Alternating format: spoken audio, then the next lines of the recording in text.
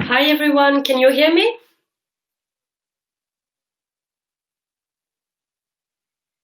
Yeah, perfect.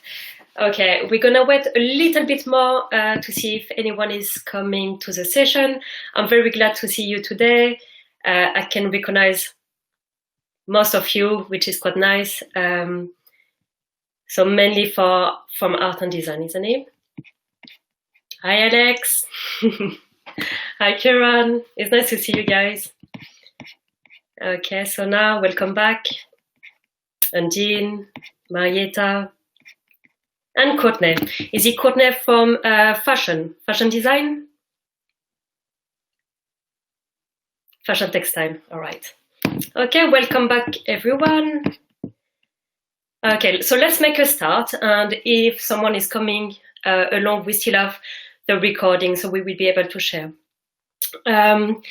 So for anyone who doesn't know me, my name is Kemi Azria, and I'm the employability advisor for art and design. So all the courses like graphic design, illustrator, interiors, fashion, and so on, photography, and so on. Okay, so your employability service is called MDX Works. And we will have another session next week, and I will talk to you a little bit more about that. I'm waiting to see if anyone is coming still. Okay, so today, this is an introduction to self-employment. The reason why we talk about self-employment now is that we will have quite a lot of questions after graduation about how to get registered.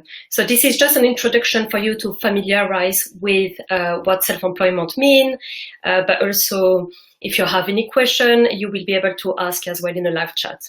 All right, and I will be able to answer back at the end of the session. All right. So a bit of housekeeping. So the session is recorded. Click on the raising hand on your participant tab if you wish to ask any question. Unmute yourself, tell your name, and ask your question. So after the presentation, if you have any question, you can click on the raising hand. You will have access to the presentation after the workshop. Okay, so do you want to try? If you know me, can you click on your raising hand, please? So if you know who I am, if you heard about me, can you click on a raising hand? It should be on your participant tab. Okay.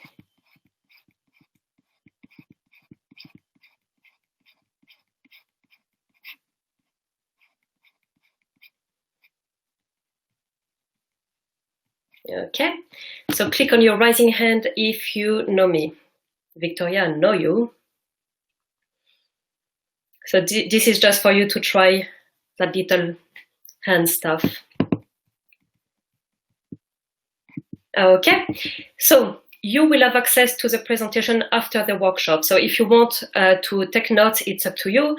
But if you don't want to take notes, you will have the PDF presentation. All right. What you will have to do is to email me after the presentation.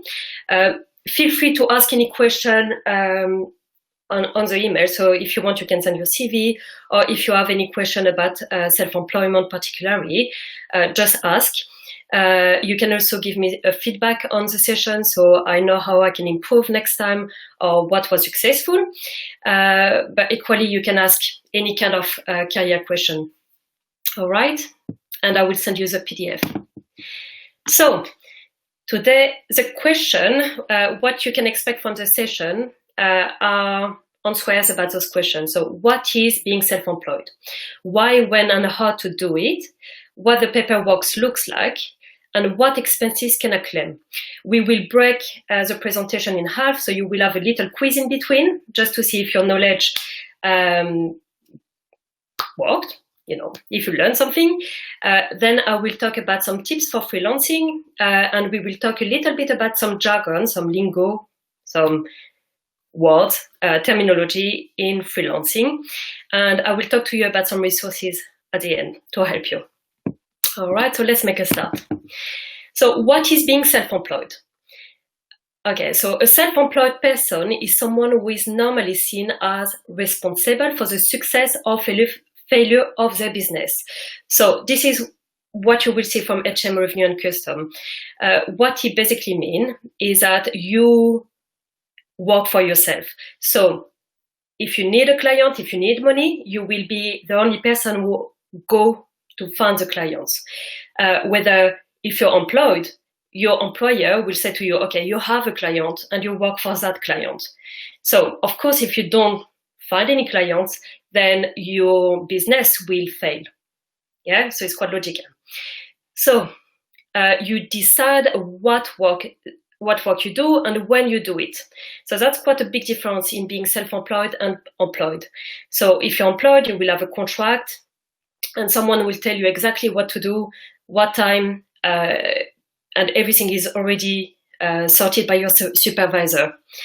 But when you're working on your own, you will do it on your own. So you have to give a deadline to your client. You have to accept the project or not. And you have to deal with your contract yourself. Yeah, so when you're employed, you will have a contract already. When you're self-employed, usually you won't have a contract with client. But it's advisable to do actually a contract with clients, but we will talk about it a bit later. So the main difference between self-employed and employed is that when you're self-employed, you have to pay your taxes through something called self-assessment. And again, we're gonna explain a little bit that later, but when you're employed, your taxes are automatically deducted from your wages. So it's automatic. You work on a contract and the business will deduct the taxes from your national insurance contribution and from your wages. Yeah. So this is a main difference. Self-employed will not have the same benefit as employed people. So for example, if you go on holidays, you don't get paid. Yeah. If you get sick, you still don't get paid. So you work on usually hours contract or project. Yeah, so you get money to do a project from a client. So you won't have all these kind of worker benefits. That's also a big difference. So usually if you're self-employed, you will work on multiple projects with a lot of different clients. And they are usually short-term projects. Yeah. And when you're being employed, you will often work with a client for a longer period of time, or you will have multiple clients, but they are longer projects. And, the clients are found by the supervisor and not you. Yeah. So if you have any question, you have your live chat on the side, and you can ask anything. Yeah. Okay. So there is different type of self-employment. This is the main one, the main three options that people take. So the first one is sole trader. So this is a person who is the exclusive owner of a business, entitled to keep all profit after tax had been paid, but liable for all losses. So you can register as a sole trader. When we say exclusive owner of a business, you are the business. So Camille Azria is the business. You don't need to register officially as a business, but this is a business. Yeah. So you pay your taxes. If a client gives you 200 pounds, the 200 pounds goes straight into your bank account. Yeah. Then there is something a bit different. There is limited company, LTD. When you see Design Studio Ltd, is a limited company. So you can register as a limited company, but the paperwork is slightly different. It's £14 only. So sole trader, you can, it's free registration. Limited company is only £14, but usually you do it a little bit later. So you start as a sole trader after a couple of years when you have enough clients, and you want your company to have a name, you want credibility in front of clients, and also you pay less taxes if you register as a limited company, then you can change. what it means. So first of all, if you're a limited company, it means that if you're making a lot of losses, we don't want that, but if you're in debt, it will only affect the company. If you're a sole trader and you lose everything and you had a mortgage, you will lose everything. Yeah, they will come take your house away. So I know it's a bit scary, but I will tell you it's not that scary. But this is what it means legally. It means legally they can come after your own goods. And limited company, they come after the company itself. So they can't touch what you have.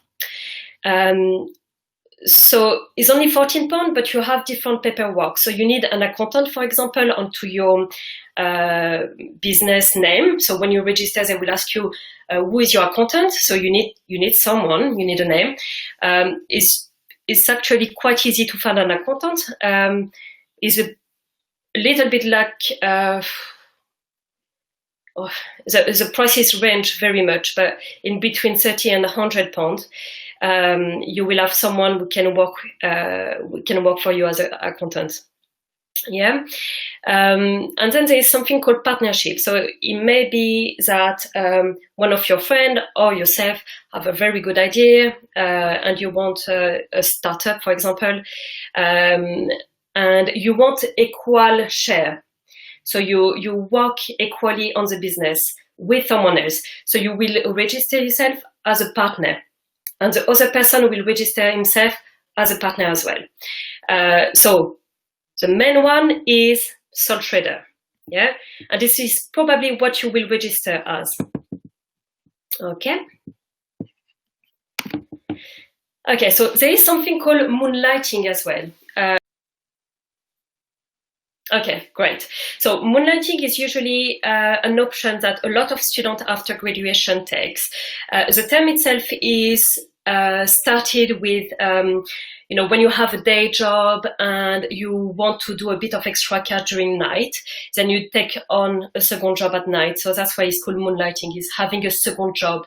So this is an option that is quite easy to do. So for example, you work part-time for a company, but on the side, you do a bit of freelancing, a bit of commission work.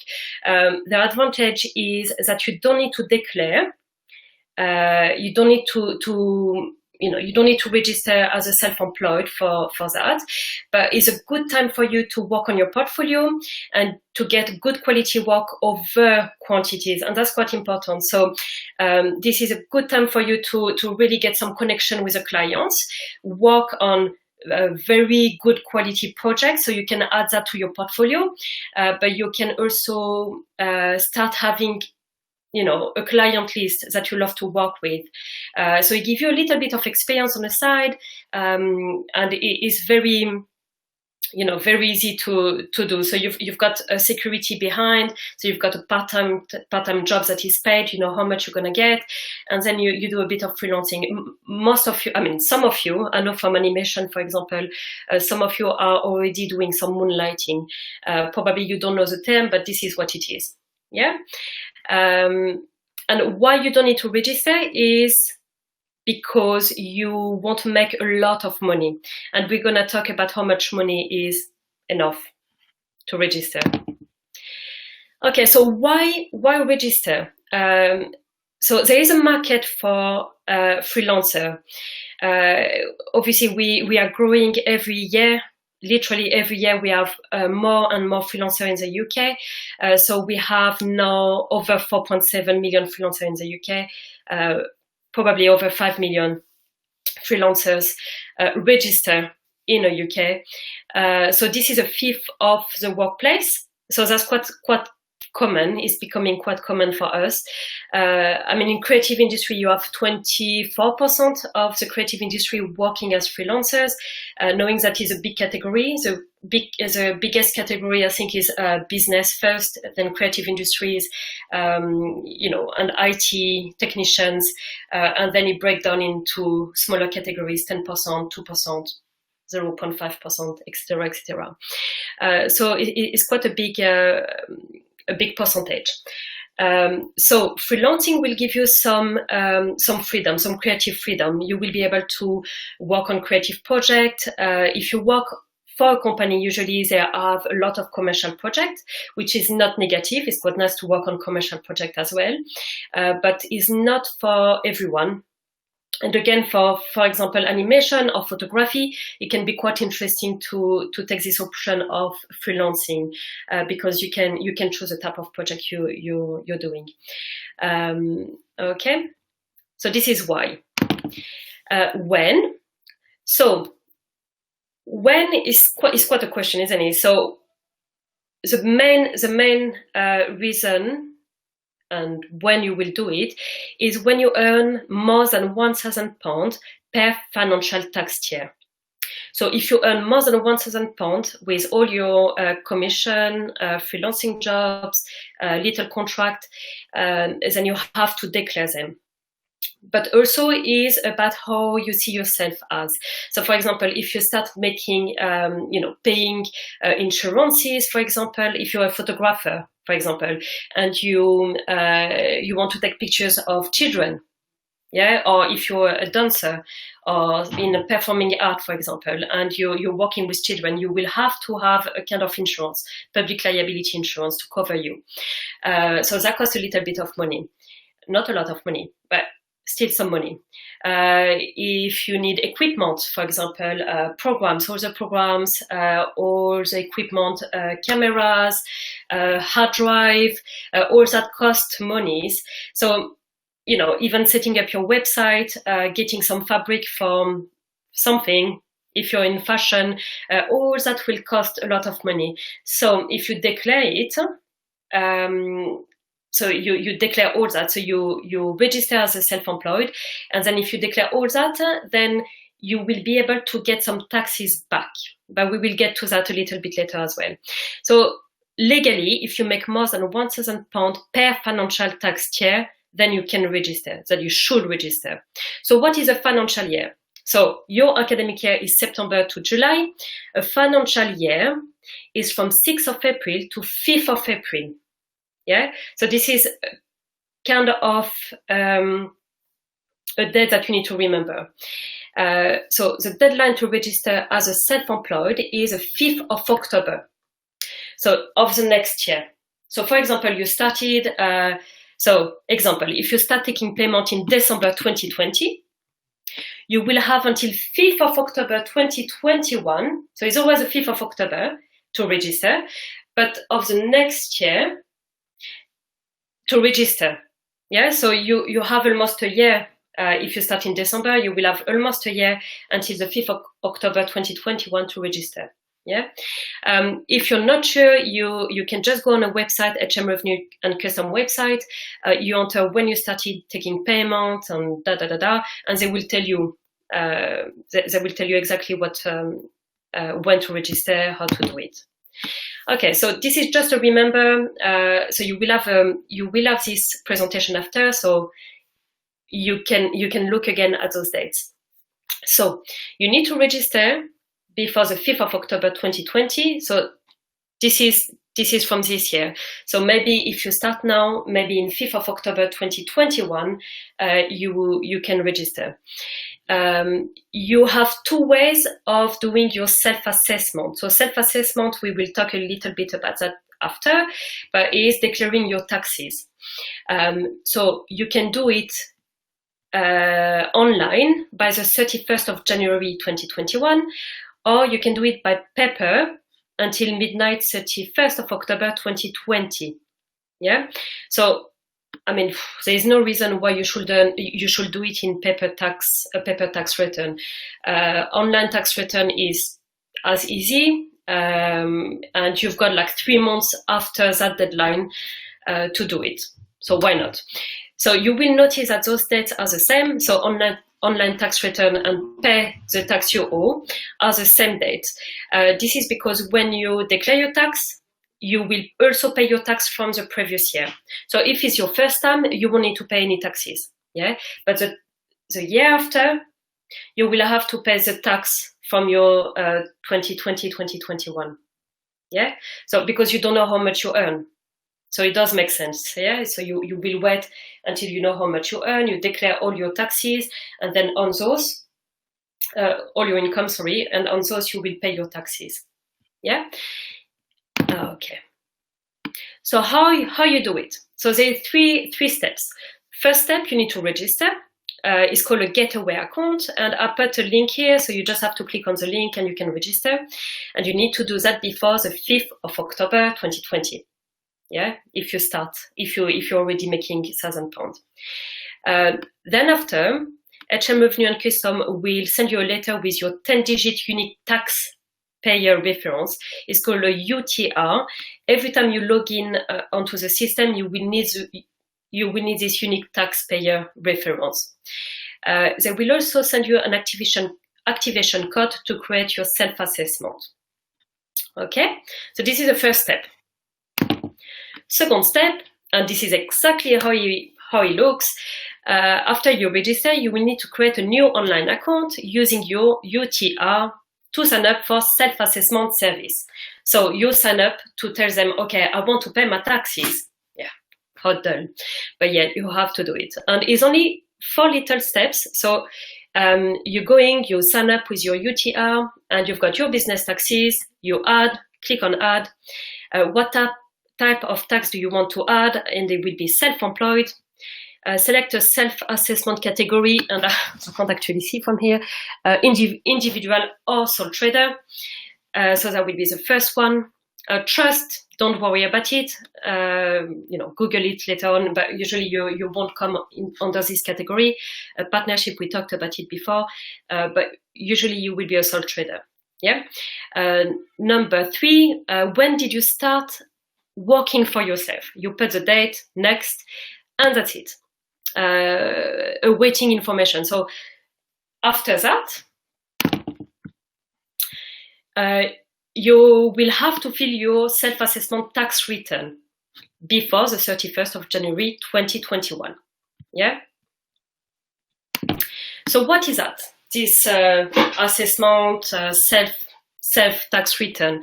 So tax return is the taxman. So you need to tell them, and this is exactly what they want to know. They want to know your income minus what you spend, and they want to know what you're left with. So your gross income. And what they will do with your gross income, they will tax you. But it depends on how much you earn. So if you earn less than £12,500, you don't need to pay taxes. So you don't pay tax if you earn less than £12,500 a year. Then above that, you will have to pay 20% taxes. So this is a basic rate. So from 12,501p to 50,000, you pay 20%. And then over 50,000 to 150,000, you will pay 40%. But you still pay 20% of your first 50,000. Above that, from 50 to, I don't know, imagine if you earn 70,000, that would be great. Talk to us, we can make a success story. But if you do, only the 20,000 difference will be charged at 40%. Yeah? There we go. So this is what the paperwork looks like, and this is a copy of it. So this is exactly what you will see. What's good on the online version? You will have a lot of question mark under each categories. So if you click on the question mark, they tell you exactly what the category means, what the terminology means. So sometimes if you don't know what it is or how to calculate something, you just click on it and it will tell you what it is. Fantastic. The paper version will come also with some notes. So you will have some notes on the side saying, okay, this is your UTR, so this is your tax reference number. You need to enter it here. Basic information. A lot of people are quite scared about doing the self-assessment tax return, but actually it's not so complicated. So, it's just because we don't know how to do it, and we've got a lot of questions, and the terminology. If you don't know it's quite frightening, but as soon as you understand the terminology, it's just filling up another paper. All right. So this is a paper version, page number 1. It will ask you your name, your tax number. So it's a UTR. And that's it, information. So your date of birth, personal details. This is a lot better than it used to be. It looks great with a bit of colors. So employment, self-employment, partnership, UK property, foreign capital, You actually usually just need self-employment here to click yes, and employment maybe. So it can be that you're doing a part-time job somewhere, so you will click yes and yes on both, for example. The rest you can put no, unless you invested a property in Spain, then you will have to declare that as well, but otherwise, most of us are in that category. Okay, next page. Okay, so your income, so this is what they really want to know. They want to know how much you earn. Without being taxed. So, you know, how much you earn from your clients, your own business, etc., etc. And if you've been taxed on some, but this is usually not for us as well, unless you work part-time for companies and you have to pay that as well. Yeah. The rest, UK pension, usually you won't have pension or any other benefits unless you work part-time somewhere on a contract, which is really strange because when you give your NI number to HM Revenue and Customs, they've got everything, but still they ask you to declare that. So it's double work, but really they've got all this data already. But you need to enter them. So if you pay a little bit of pension from a different jobs, then you need to enter that. And this is supplementary. Usually you don't have nothing here. It's the same online. Most of the categories online are not applicable, not applicable, not applicable. And it looks very, oh my God, you know, so many subtitles, but actually none of them are applicable. Just the first one, self-employed. Charitable giving. So again, this is about tax a little bit, but if you give to a charity, please do put it here because they reduce your taxes. You know, big millionaires and, you know, great people give a lot to charities. And one of the reasons is because they get some kind of exemption from their taxes. At least it works. Okay, student loan. So yes, put your student loans here. High income child benefit charge. This is if you have a child, you can put how much income. No, this is nothing. This is not for you. This is like if that's your business, looking after kids. Mileage allowances, you also usually don't need that because it's, you know, ages ago. And that's pretty much it. If you have paid too much tax, if you have not paid enough tax, okay, and that's it. So your tax advisor, if you have one, so you don't usually, but if you want to pay for an accountant, then you can put them here. And that's it. So this is what it looks like. Yeah, so it's quite straightforward. They will ask you your business name when you register. Your business name is just your name most of the time. So because you are not a limited company, so you can just put your name. Okay. Okay. So what you have to do. So how you can talk about your so your income is quite easy. This is the money that people paid into your account, so you can easily track it down. But your expenditure is a bit more tricky because you need to keep all the receipts, all your invoices, you know, your, I don't know, it can be that you hire a van, for example, to get some equipment into an event. You can deduct this expenditure from your taxes. So it's very important to keep the facture or the receipt or the bill of that. It's not facture, is French word, sorry. So you have to keep track of all your expenditure. Some of it you can't claim back. So for example, if you're commuting to work, so for example, you've got a little studio somewhere and you're going up and down to your studio, then you can't claim your petrol for that. But if you are going to a client, you can claim some of this fuel money back. So we will talk a little bit more about how you divide your money. But but more or less all your receipt, equipment, programs, all that you can give it back. Yeah, you can declare them, so you pay less taxes on that. So you remember the £12,500. It may be that you earn £12,500 a year, but because your expenses are less, let's say you spend what did I say? Well, let's say you spend £2,000 on expenses for your £12,500 business, then you will have to declare only £10,500. Therefore, you won't need to pay your taxes. Yeah, you will have 0% taxes to pay. So it's quite interesting to show all your bills and how much you spend on your business. Okay, so let's just quickly, okay. So to help you to do that, there is a good app. That one is £3. There is some free apps as well, so have a look. But this is quite a nice one. It's called QuickBooks, and you can automatically get everything. So it synchronizes with your bank account, but it tells you, if it's PayPal, if you spend money, where you spend it. So it kind of categorize it for you. So for your annual tax year, it will tell you how much you spend, where, in what count, So it kind of does it for you. It's quite a good one.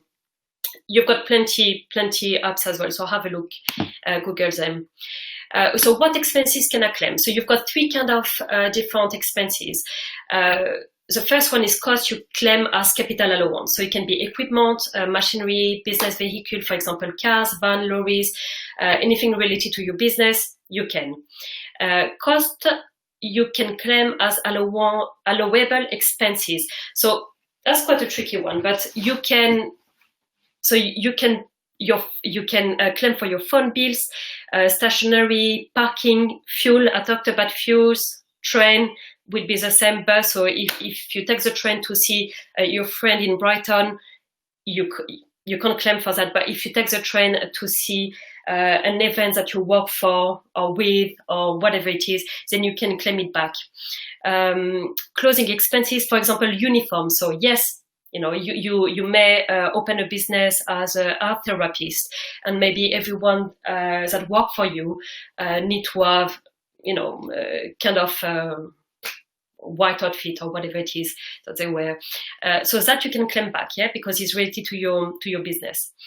So there's quite a few here. I put most of them here, but if you have any question at any time, send me an email and say, okay, do you think I could claim that back or not? But it's more or less making sense what you can do. Yeah.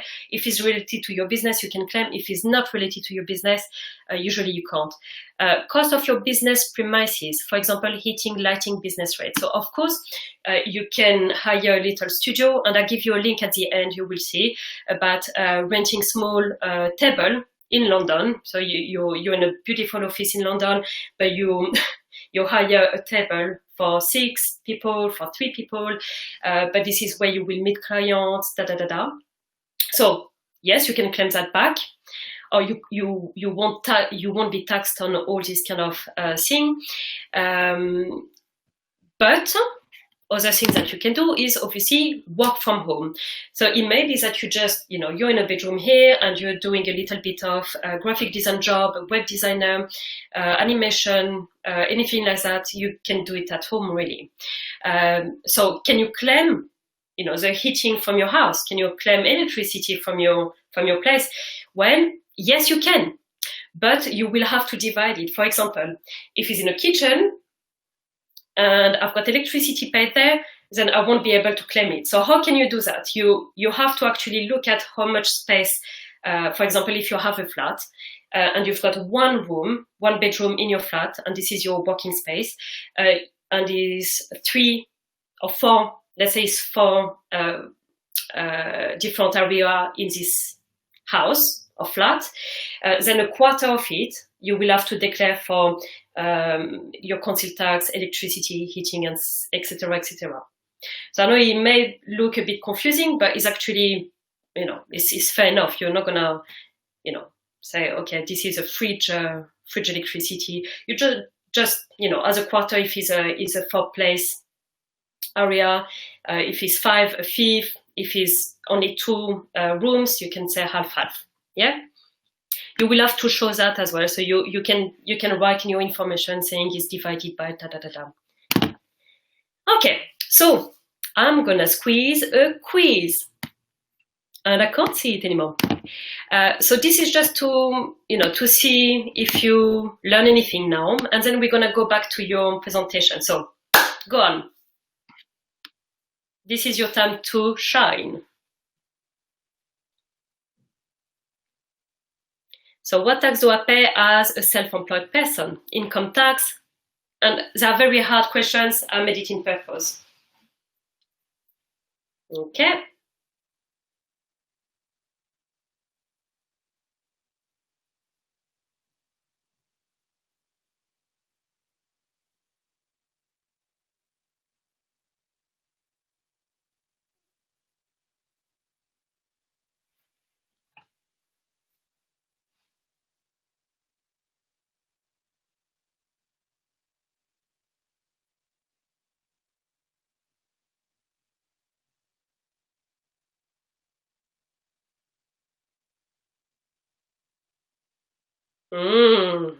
Interesting.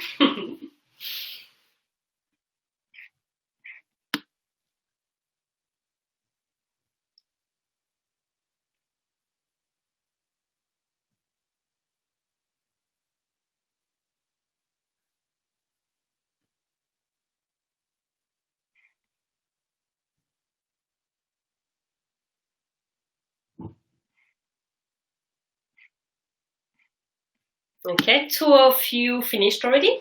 3, 4.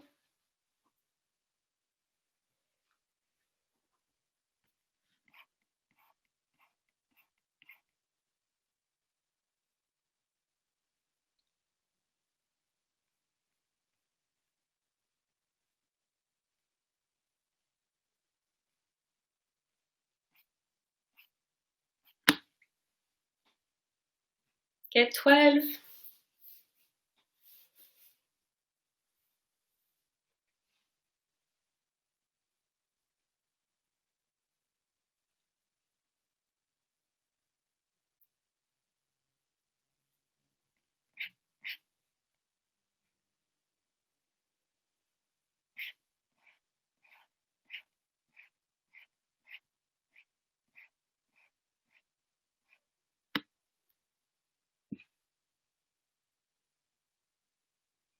$16. We're still waiting for some to finish.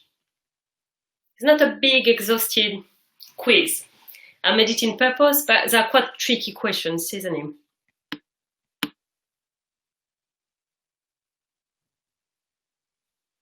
Okay.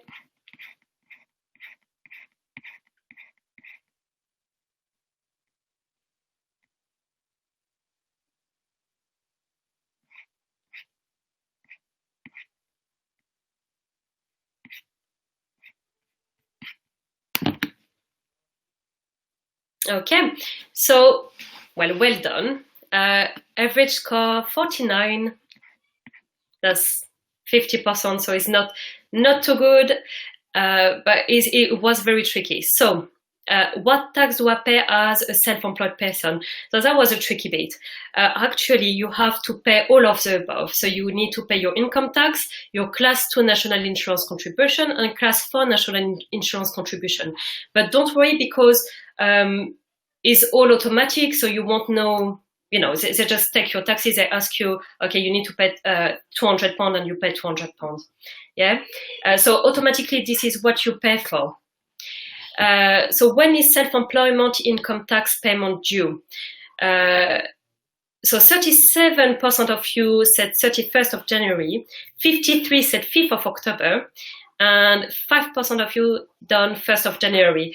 And that's very, very bad, because what you need to remember is on 31st of January, you need to do your tax payment. 31st of January. The 5th of October is a registration, which is different. So you register first, and then after you declare your income, your taxes. Yeah, you pay your taxes. So 31st of January. Do I need to put some money away for tax payment each month? 58% are very nice. You say yes, around 20-25% of your earning, but actually you can do what you want. You know, there is no rules about it. There is no legal rules about it. So if you want to put money on the side, you do it. And I think it's very advisable that you put around 20-25% of your earning on the side, just to be on the safe side. So when the tax on the 31st of January, when you do your self-assessment and you need to put your tax, you've got around 20% that you can just, boom, just do it. So what happens if you don't pay my tax bill on time? So you're right.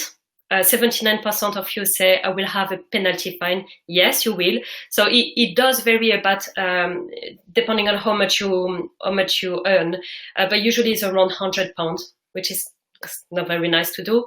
So you can't pay later and you can't pay the year after. Yeah, so you have to do it, and you will have a penalty fine if you don't do it. Yeah, but it's for the next year, next financial year. Yeah. So the definition: a private whose owners are legally responsible for its debt only to the extent of the amount of the capital they invested belongs to a limited company. Yeah. So we talked about limited company before. So this is, you've got sole trader or limited company, but most people use sole trader. Yeah. If you want to change at some point, or if you already got a business that is working and you said, oh my God, I earn definitely more than £1,000 with all my little work that I do here and there, it's time to register. I will say, okay, you can tell them that you started payment for next year, and then you declare. But if you want to register as a limited company, you can. So you pay this £14 fees. You need an accountant name on it, and you need a director name on it. So you've got different kind of tricky things to do. You will pay less taxes on your income. So it's quite rewarding. And you can also put LTD onto your design LTD. Camille Adrien, LTD, Design Studio. Design Studio LTD. LTD is for limited company. You can't register as a self-employed and call yourself LTD. Yeah, so it will be a fraud. Yeah, so LTD is just for limited company. Okay, can you be self-employed and employed at the same time? 95% said yes. It's just because I cut, well, I think it will be 100%, but it's just, I think one of my colleagues was in, so couldn't fill up. What is a UTR? Unique taxpayer reward, unique taxable return, unique taxpayer references. Yes, 47% said unique taxpayer references. So this is a very important term, UTR, and this is what they're gonna ask you every time you log in. What is your UTR? Okay, so very well done. Just a couple of things again that I just remember. So you need a NI number, you need a national insurance number if you want to register as a self-employed. So if you haven't have one, and if you're thinking to stay in UK and work in UK, you need to apply. Yeah, I think you do it through the job center. You give them a call, they will ask you some questions, 40 odd questions. After that, they will send you an appointment. You have to go to the job center and they do a file for you. And then after that, they will send you by post your national insurance number. Yeah, so you can't register if you don't have your NI number. So this is step number 1, really. Okay, so let's go back to our presentation. And so well done for this quiz. So this is a bit of tips for starting freelancing, and this is also fun if you're moonlighting. So now you know the term. So there are tips also for moonlighting and self-employed, and that's fine. So the first tip is you are a business.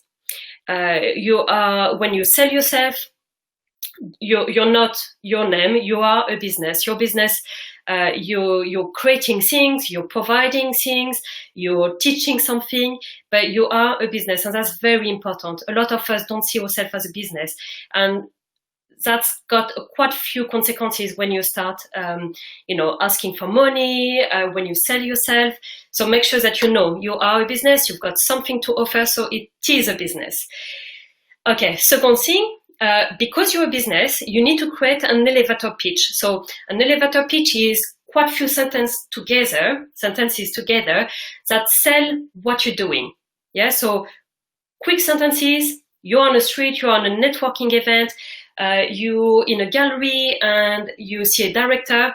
How do you sell yourself? Quick sentences saying, this is what I'm doing, this is my specialty, this is my style, and this is what I'm offering. So be ready with something like that. We can help you with that. We've got a lot of support around startups and how to see yourself as a business. So if you're interested, make sure you send me an email as well, and I will send you all the details. So number 3, keep at least 20% on the side to pay for your taxes. So if you earn more than £12,500, you will need to put 20% of that onto a side. So you can have a different bank account, a different not a bank account, but maybe not a saving account, a different account where all your 20% are taken. Yeah. So when they ask you to pay some taxes, or if you have trouble with equipment or anything like that, you at least got 20 or 25% on the side. Number 4, very important. Number 4, agreed on your prices before starting the job. Okay, so that's quite a big point. Your own prices will usually change from client to client, from the kind of project and from your experiences. So yes, of course, you can't be too static about how much you will charge each time, because projects are different, the length of the project are different, the clients are different. Sometimes there will be a small companies and they can't afford too much. Sometimes there's big companies and it's more commercial. So, be flexible with how much you're asking. And if you want some kind of guidance, I put a link here. It's called Benchmark in UK. You click on it and you will see all the details on different industries and how much you can charge. The only ick is that is from 2014, so it still gives you some guidances.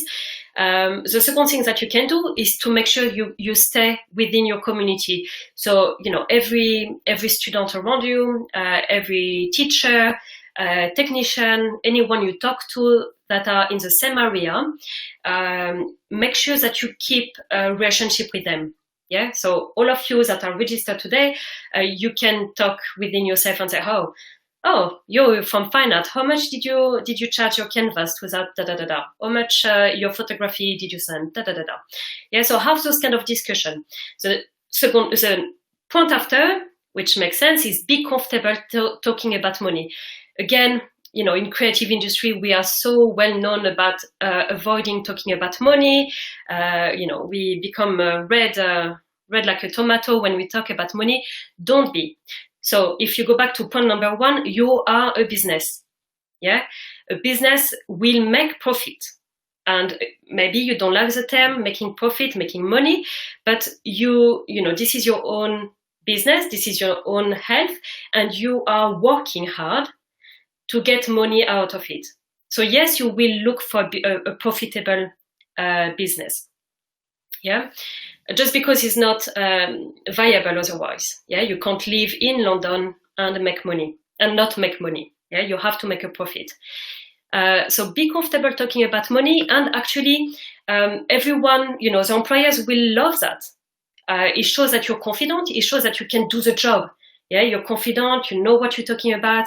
You've got terms and conditions, and they love that. There is no messing about.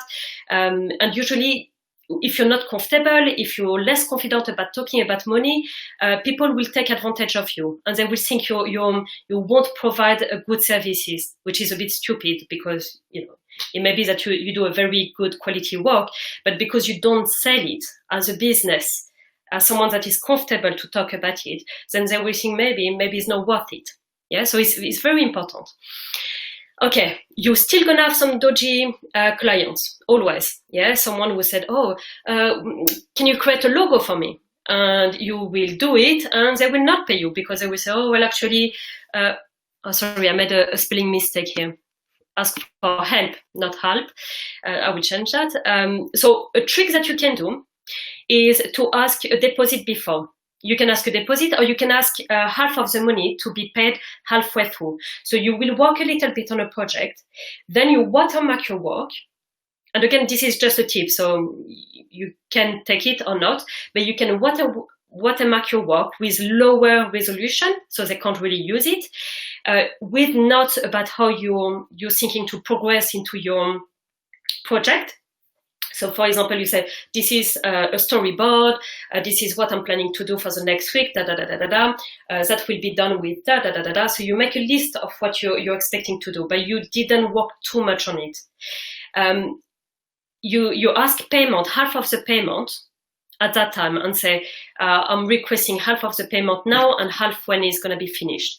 Or you can ask the full payment before finishing, but usually they don't really like that. So it depends of the client. It depends if they had a lot of freelancers before. Again, talk to the community, ask questions, say, okay, a client doesn't want to pay, what do I do? Question mark, But this is a trick that I think works quite well and is also showing credibility. Yeah. So when you show that to the employers, usually they're fine with it and they say, okay, I pay half now and half at the end, that's fine. And ask for half payment. It wasn't help, it was half payment. Yes, half. Number 7, if paid per hour. So again, you can decide if you want to be paid per project or per hour. So it really depends of what industry you're working on, first of all. But usually a lot of people will start per hours and will finish, in couple of months, or if you have a lot of clients, then you will say, okay, actually by project. So it just depends of people. I put 3 links here. All the 3 links are free. They're time trackers. So when you start a project, you can put on your computer a time tracker, so you know exactly how much you spend on your project. Yeah. So you can also show it to your employee, to your client, and say, okay, I spent that amount of time, and this is how much I charge. So you have to make sure you know how much you charge before. So if it's, £20 an hour or £10 an hour, you need to tell them. There's no right or wrong. Usually they say to you, okay, how to calculate your price? Well, you have to take your annual income, so how much you want to earn a year, how much are your expenses, how much can you afford, and then you divide per month, and then you divide per project, etc., etc. Okay, so it's a bit of trial and errors, and it just depends of where you live, how much you need to pay. So if you're renting or if you live outside, but it's also, don't go under the benchmark. You have to value yourself. You don't do work for free. It's crushing. We need to record. Record time is expiring. You want to add 30 minutes. Yes, sorry, I'm talking too much. But you need to show your credibility. You need to show that you're worth the money. So you have to make sure you ask for payment and you're comfortable about it. And if you want to,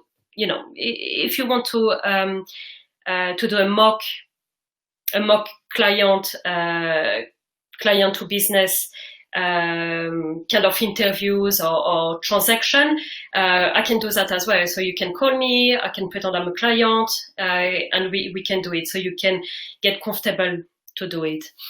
Number 8, and that's a big one, save, and save. Save your bloody work. Control S, Command S, backup on hard drive, backup on the cloud. To be honest, I wrote that before my presentation crashed. So I had to reduce some of this presentation today, and I saved it, but it still crashed, but I should have put it on a hard drive or on the cloud to be on the safe side. So always save your work. Okay. Any question, put on the live chat and I will get back after. This is, okay. So we talked about terminology a little bit.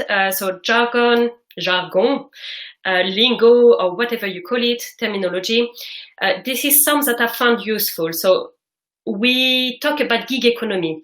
So gig economy is a market, a workplace. a society with a lot of short-term contracts. So it's a society that starts to develop a lot of short-term contract, a lot of freelancing work.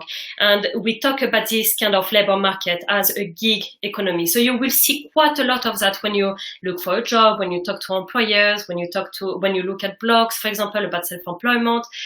We talk about gig economy.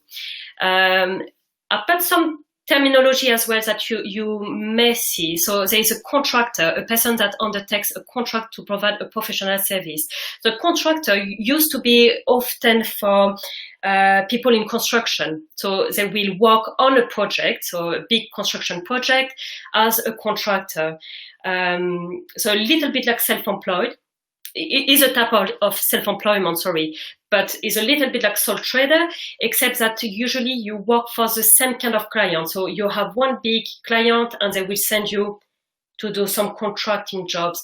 So it used to be a lot in construction, but is coming to the creative industry as well. It's also used in IT, for example. So, it's getting closer to us. So technician, and again, a bit closer. You will hear about consultant as well, a person who provides expert advice professionally. So usually you will have, a consultant in like a legal advisor. So it's a bit in law, you will have quite a lot of consultant, or even for tax return, you will have consultant. You will have consultant in business, for example, someone who come to give you an input on a strategy, how your business can work.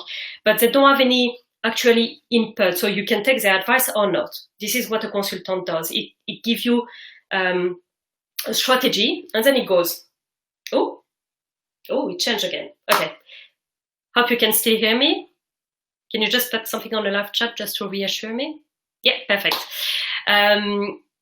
Okay, so consultant, so you can have a creative consultant. You can have someone who said, okay, so this is, you sell 20 art canvases to different companies. This is a strategy for you to make more money, for example. There is creative consultant as well in different area, different topics. Limited company, we talked about it before, a private company whose owner is legally responsible for its debt and to the extent of the amount of capital they invested. We talked about it already. Entrepreneur, so this is a term as well, a person who set up a business or businesses taking on financial risks in the hope of profit. Yeah, you can call yourself an entrepreneur if you do have a business. So if you register as a limited company and you invest in the company, you will be called an entrepreneur. But it's not a legal term. Yeah, it's limited company, sole trader, and partnership. That's all. But entrepreneur is like a jargon in between self-employed people. Yeah. Brand value, so a principle that guides a freelancer behavior and decision as well as his relation with the external world. Okay, you will talk about brand values, brand message, and brand identity. Those are freelancing and business jargon, and you're going to see are divided in freelance and business, but freelance and business are the same. See yourself as a business, you're a business, you have a product. So you will need a clear identity. You need a clear message. What I'm selling, who I am, what's different from me than my neighbor that does exactly the same thing. So how do I sell myself? What's unique about me? Yeah. Again, we can rehearse. You can send your pitch. You can send your unique selling point. Again, that's a business terminology, but but you can send it to us. We can rehearse. We can make sure it looks very good and attractive to everyone. Business. So this is CTR, click-through rate. So CTR, usually if you work in, so for example, web designer, you work on a product online. So you will talk about click-through rate. So how many people click onto your website? So this is something that sometimes they will ask you to have a look at. And for your own business is quite interesting as well. Call to action. Okay, so call to action again is on a website. So for example, you create a website and you have a button that encourage a person to click on it. That's called a call to action. Again, Google it, you will have lot of different example of that. Inbound marketing, so this is how you drive the visitors to your brand instead of going outside. So inbound, inside marketing, instead of outside marketing. KPI is key performance indicator, so how you're doing, how your business is doing. So it track your progress, how many people are coming, how many visitors, how many people are buying, etc. B2B, business to business. So you talk to B2B or B2C, business to consumer or client. Usually I say to client, B2C, but can be consumer, it doesn't matter. A domain name is your website name. So again, as soon as you sell yourself as a business, you probably need to have a domain name. First of all, you need a website because you need to advertise what you're doing, how you do it, and you need very good photography. If you got crop photograph, pixelized, it can't happen. So if you can't take good pictures, ask someone that can. And maybe, create a community. We've got photographer here, we've got fashion, textile, share, swap, and maybe you can save money like that. But yeah, invest into a domain name. So instead of having .wix.com, you will have camiazria.com. Yeah, so you look more professional, and you can really sell yourself as a business. Infographic, you will see later on. It's more in a website and about advertisement and marketing, but usually it's like an image with a caption on there. So it's something that really drags a person to look into more. Yeah, so it's a bit like your caption and a strong graphics, like your selling points. Yeah. Okay, so this is some of the resources, events, and websites. So I will let you go through all of them. First one is mdxworks.com, of course. This is our website. Please register. Have a look at our resources. Have a look at the job we post. Have a look at the events. We advertise quite a lot there, so please have a look. Put your CV. So if you put your CV here, we can review it as well. We can give you advices. But it's one way to keep communication with us as well. You can book a one-to-one on here. You can do quite a lot of things. Refreshing the page helped. Oh, thank you, Susanna. Okay, resources. So Crunch is really good. This is all linked, so you can just click on it. Crunch is really good for freelancers starting to understand freelancing, and it's quite nicely laid out, so we don't need to have headache. It's really good. Freelanceuk.com is a good website. Gov.uk. This is a direct link to the self-employment registration and help about self-employment. Creative Boom gives some very good advice. Again, Creative Boom's got a list of pricing per categories in creative industries, from art and design to performing art. There is no H. Arts. You will have quite a lot here.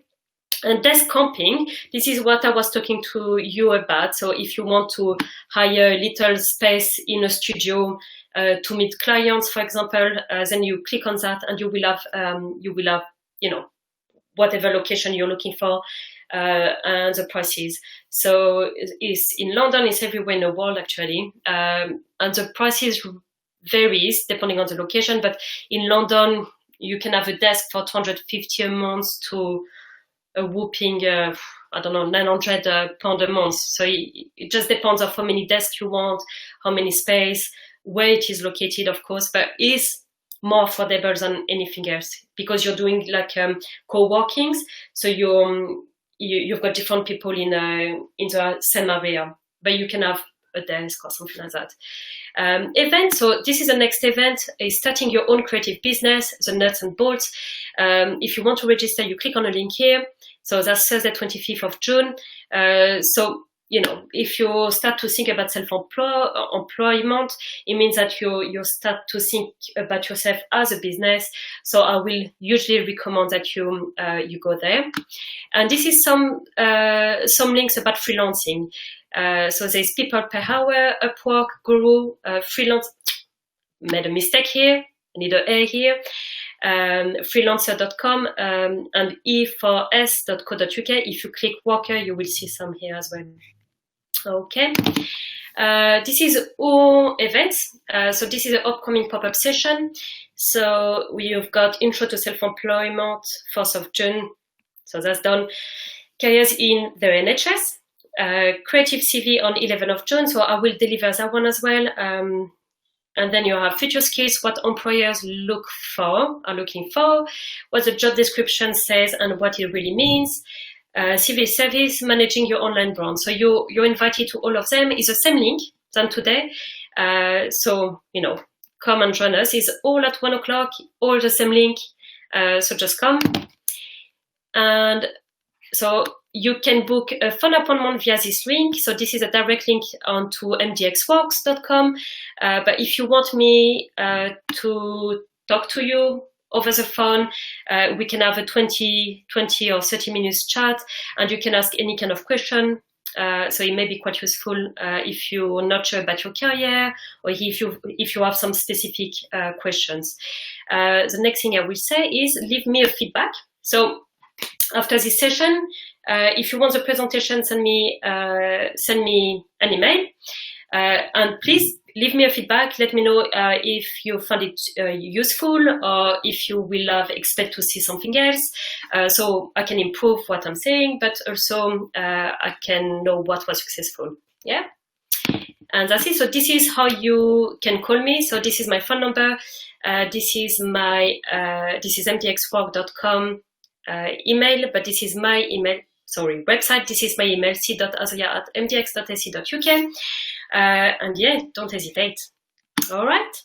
Okay, so we've got a little live chat on the side. If you want to ask any question before we stop, feel free. So we will, hi Kelly. Long time no here. Okay, so I'm just gonna stay a little, okay, let's say another 3 minutes, just to see if you've got any question on the side. So feel free, you've got the live chat. And if not, it was lovely to talk to you, and please just give me a feedback. Okay, hi Victoria, hi Marietta, oh, well, you're welcome. Okay, I will send you on the presentation, I will send you will see the active links. So this is probably because it's from the presentation that you couldn't click, Courtney. You're welcome. Well done, Alex.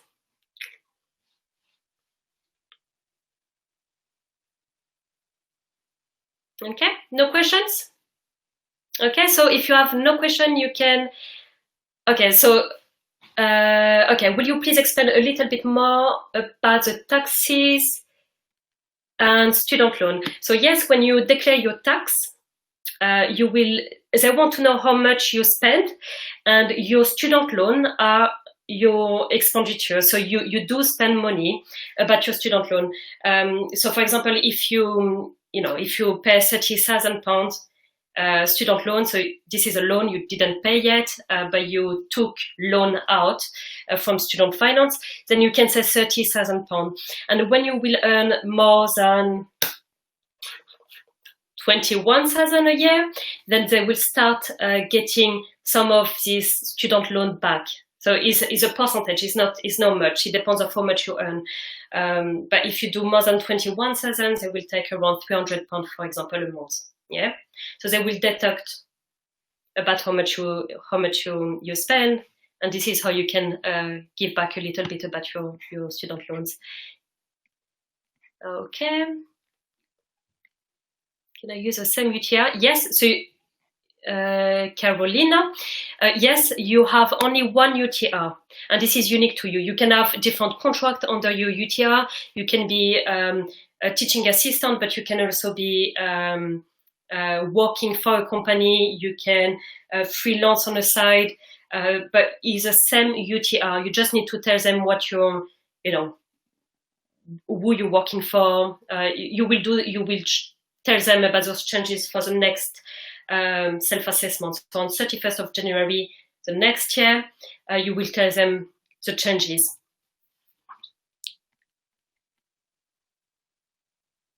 graphic design. Do I need to apply for a new one? No. So it's the same unique UTR. Yeah. Okay.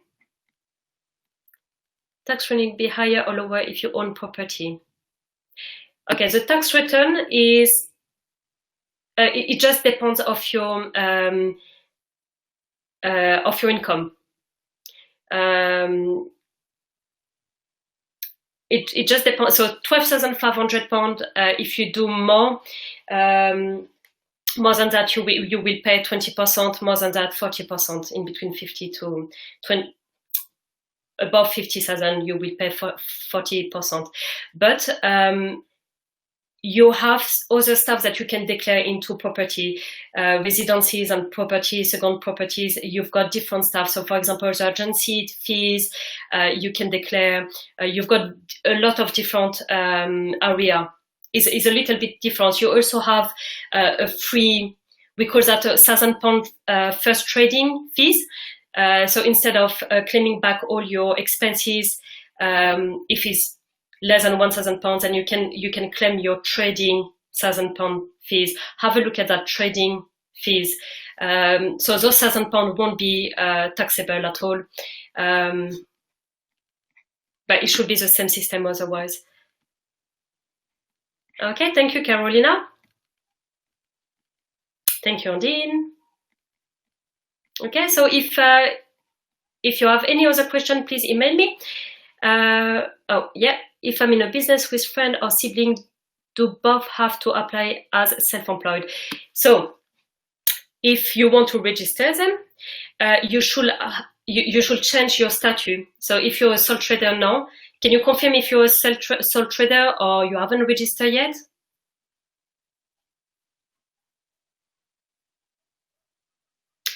Not yet. Okay. So what I will say, if you want them to have equal share, you will have to set a partnership instead of sole trader. Do you already have a plan? Do you know how much money you're gonna make and so on, or is just a quick idea yet? Okay. Okay, so if you want, you can, you can use a link that I gave you. We can have a chat about it, and I can give you some advice on your business. But equally, we've got different area, different people with different expertise as well. So I may be able to refer you to some people as well to give you an idea. Yeah. Okay, thank you, Hamzi. Okay, so if there is no question, you can just leave the room and we're gonna finish the recording. Thank you very much for coming. Thank you, Sonal.